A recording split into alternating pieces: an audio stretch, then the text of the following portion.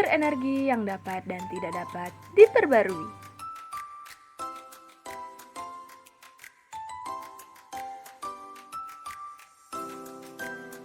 Pengertian energi yang dapat diperbarui. Sumber energi yang dapat diperbarui adalah sumber yang tidak akan habis bila digunakan terus-menerus. Selain itu, sumber energi yang dapat diperbarui bisa digunakan sebagai energi alternatif. Contoh sumber energi yang dapat diperbarui. Yang pertama, sinar matahari. Yang kedua, panas bumi. Yang ketiga, biomasa. Dan yang keempat, air. Hah? Kenapa bisa ya? Biar lebih paham, yuk simak penjelasannya. Pertama, sinar matahari. Karena energi matahari sangat melimpah jumlahnya, khususnya bagi wilayah yang beriklim tropis. Energi matahari juga merupakan sumber energi yang paling utama bagi kehidupan manusia. Adapun manfaat energi matahari adalah: yang pertama, bisa menghangatkan bumi dan makhluk hidup di bumi. Yang kedua, sebagai penerangan pada siang hari. Yang ketiga, panas matahari digunakan untuk mengeringkan pakaian dan barang cucian lainnya.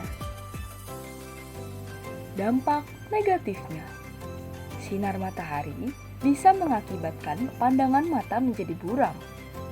Karena sinar UV yang dimiliki sinar matahari bisa merusak kornea mata. Kedua, panas bumi. Panas bumi merupakan energi yang bersumber dari dalam perut bumi.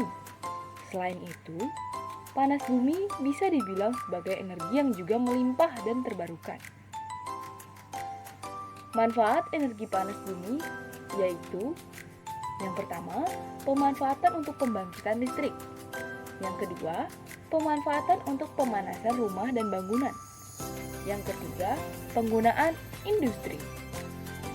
Dampak negatifnya dapat memicu migrasi gas rumah kaca ke permukaan bumi dan pada akhirnya mencemari udara di sekitar kita. Ketiga, biomasa. Biomasa adalah keseluruhan makhluk hidup atau mati. Sumber energi biomasa itu sendiri bisa berasal dari tumbuh-tumbuhan, tanaman hidup, pohon mati, serpihan kayu, binatang, mikroorganisme, dan bahan organik termasuk sampah organik. Biomasa dapat digunakan sebagai sumber tenaga bahan bakar dan dimanfaatkan sebagai bahan bangunan, pakan ternak, dan lain-lain. Namun, dampak negatifnya, energi ini juga mahal, membutuhkan banyak ruang, dan pembakaran limbahnya menghasilkan gas rumah kaca, sehingga tidak sebersih sumber energi terbarukan lainnya. Keempat, air. Energi air adalah energi yang menghasilkan tenaga air atau hydropower dengan cara memanfaatkan gerakan air dari bendungan atau memanfaatkan aliran air yang mengalir. Manfaatnya bisa dimanfaatkan untuk memasak, membersihkan tubuh, menyuburkan tanaman, dan untuk PLTA atau pembangkit listrik tenaga air.